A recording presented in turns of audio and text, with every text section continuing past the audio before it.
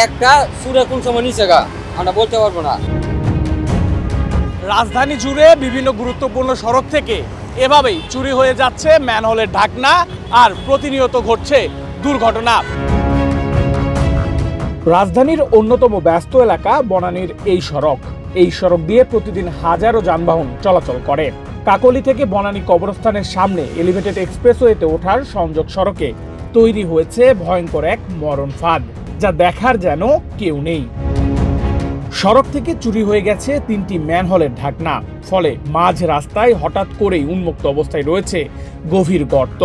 যে কোনো সময় এই গর্তের কারণে ঘটতে পারে মারাত্মক দুর্ঘটনা, এমনকি যেতে পারে প্রাণও। এলিভেটেড এক্সপ্রেসওয়ের প্রবেশদ্বারের ব্যস্ত সড়কের মাঝখানে সারি সারি খোলা ম্যানহোল রীতিমতো জমদূত হয়ে দাঁড়িয়ে আছে।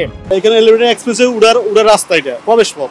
এখানে যদি এরকম কোনো চিহ্ন নাই, অনেকদিন ধরে পড়ে আছে। এটা আসলে এটা কর্তৃপক্ষ এগুলো কেন দেখে না তো বুঝতেছি না। খুব রিস্ক আমি মনে করি এটা আর কি। বিস্ময়কর এই উন্নয়নে গর্বিত জাতি, গর্বিত নতুন ধরা পরিবার, আবাসনে আস্থার আদর্শ, নতুন ধরা, নতুন প্রজন্মের নতুন পৃথিবী। দুর্ঘটনা এড়াতে বাড়তি সতর্কতা হিসেবে স্থানীয় লোকজন ও পথচারীরা কখনো ব্যারিকেড বসিয়েছেন, আবার কখনো টব গাছ দাঁড় করিয়ে দিয়েছেন। কিন্তু এভাবে আর কতদিন চলবে সেই প্রশ্ন থেকেই যাচ্ছে। একটু বেখেয়াল হওয়া মানেই ঘটতে পারে বড় রকমের বিপদ।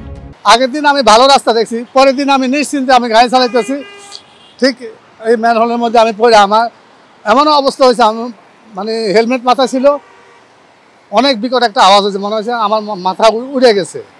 কয়েকজন স্টুডেন্ট আমার নিয়ে পানি টানি ঢাইলা ইয়ে করে তারপর আমি এরকম সারা ঢাকা শহরে এই ধরনের ম্যানহোলের।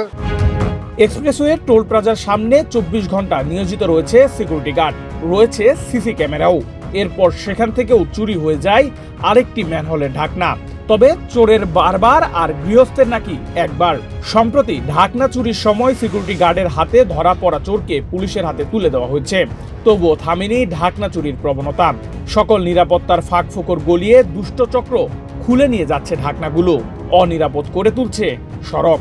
একটা সুরে কোন সময় নিচে গা আমরা বলতে পারবো না। পরে আরেকটা নেওয়ার সময় পুরো ধরা খাইছে, পরে এটা লাগছে না। চোরে ধরতে পারছিলেন? হ্যাঁ, চোর ধরছি।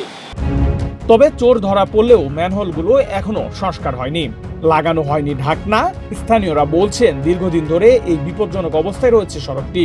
প্রায় ঘটছে ছোট বড় দুর্ঘটনা। একবার চোখ ফসকালেই প্রাণঘাতী হয়ে উঠতে পারে এই উন্মুক্ত গর্ত।